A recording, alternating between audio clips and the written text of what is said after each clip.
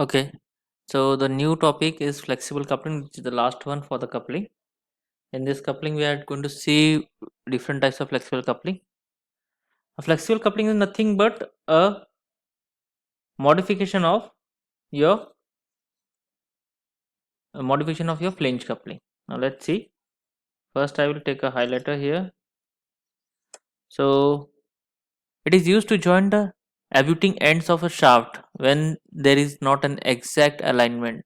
So flexible coupling means where the alignment is mismatched. At that time, we can use flexible coupling. Okay, so there are so many cases like direct electric drive for an electric motor to a machine tools and all these things where we need it.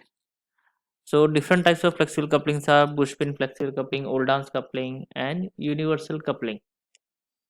Let's see the bushpin coupling. The bushpin coupling means what? It's a pure modification of a flange coupling. Here the flange has been replaced by the nut bolts are replaced by a bush and a pin. You can see here this is a pin, okay, and this black part is a brass bush, and above that a rubber bush is there, which will allow a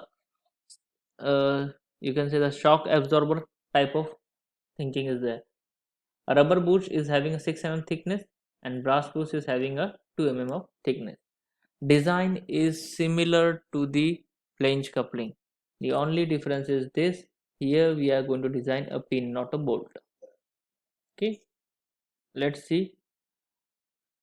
The rubber or leather bush we have used, a clearance of 5 mm is provided here. Just see here between, that means these two halves are not safe and not same, it is somewhat different. Here you can see a bigger hole, here you can see a smaller hole, somewhat difference is there, and there is no rigid connection between them. So this is how it works. Now let's see the design. Its design is very simple. So length of bush L, d2 is diameter of bush, pb is the bearing pressure on the bush, wherever the bushes are there bearing pressure is there, n is the number of pins, capital D1 is the diameter of this circle of the pins. So load will be what? pb into d2 into L. With the help of this formula we can get the load. So total bearing load will be what? For the n number of bush and pins, that is W into n. So pb d2 L into n. Now torque will be what? W into n into d1 by 2. So that means this, okay, total bearing load into d1 by 2. So this formula multiplied by d1 by 2 will give you the formula for calculating torque of bush pin. Now the bearing pressure which is acting here, that is W. So the threaded length of a pin should be as small as possible so that direct shear stress can be taken by the unthreaded neck only. So the shear stress is given as W divided by pi by 4 d1 square.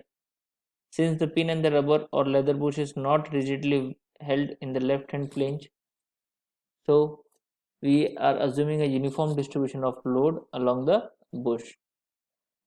Now the maximum bending moment can be what? Is equal to W into L by 2 plus 5 mm. So sigma is equal to m upon z. So this is the equation by which we can check the bending stress. So direct stress and bending stress should be safe.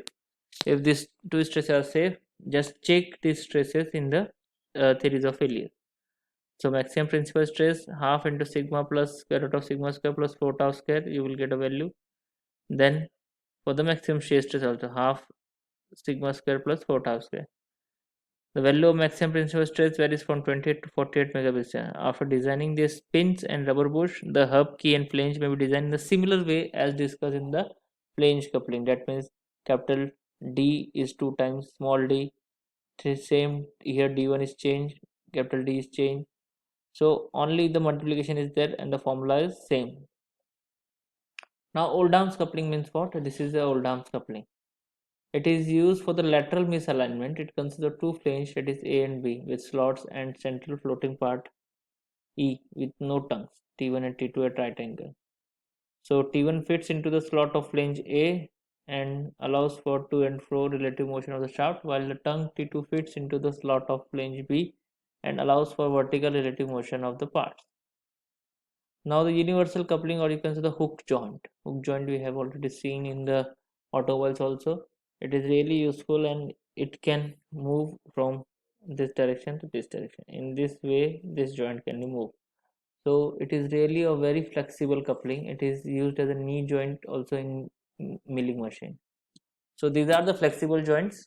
So in next video we are going to see the numerical based on the bush pin flexible coupling.